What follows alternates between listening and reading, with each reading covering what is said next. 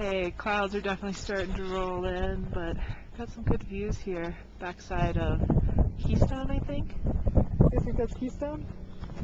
Yeah. There's Keystone. And then there's a resort way over here that you can barely see that I'm not sure if that's Copper. Sure. But you can see storms coming in. Some pretty good mountains out here though. Okay, here we are at Loveland, and it's a beautiful day.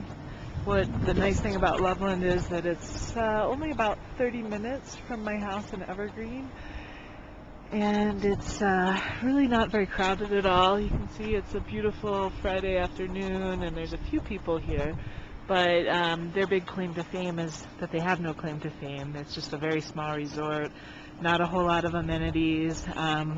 No hotel or anything to stay at, so this is where we come the most. We have season passes here, and we come here a fair amount. But one of the things I wanted to talk about, just while I show some of the view here, is how different it is trying to go snowboarding when you have a kid.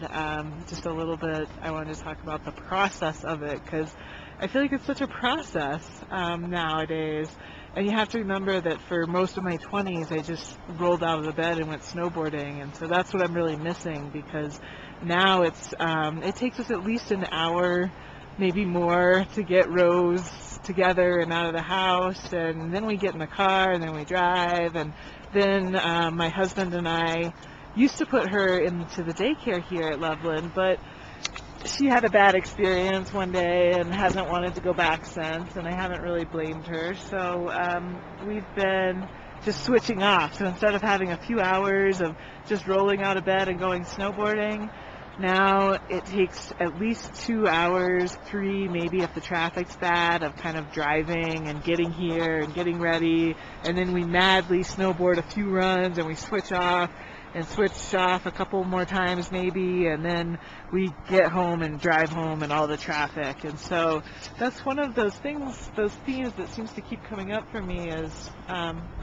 just how much traffic affects my everyday life, how much having to drive and not having those options of being somewhere fast, being able to walk somewhere, was just unbelievable. And I didn't really appreciate it at the time, but I would appreciate it a lot more now, I think, having experienced the ski jam traffic that happens, and just knowing with a child how limited the time to yourself is. You do appreciate it, but at the same time, it makes you miss those carefree days when you could just do whatever you wanted without having to consult or plan or plot or get everything organized. I miss just being able to roll out of bed and be snowboarding, basically. So that's kind of one of the things I want to focus on in this trip, is if there's a way that I can get more in touch with that past part of myself that had a lot of fun. Here we are in the trees.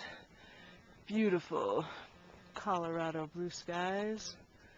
I have to say, as a snowboarder, tree runs, one of my favorite things.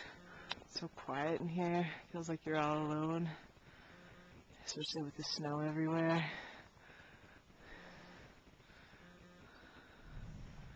And there's the rumble of avalanches in the distance. You got to see the view from the top of Keystone today. You can see mountains, mountains, mountains. There's a ski area. They're in here. I think that's Breckenridge or Vail, maybe? Mountains, mountains, mountains, mountains, mountains, and more mountains.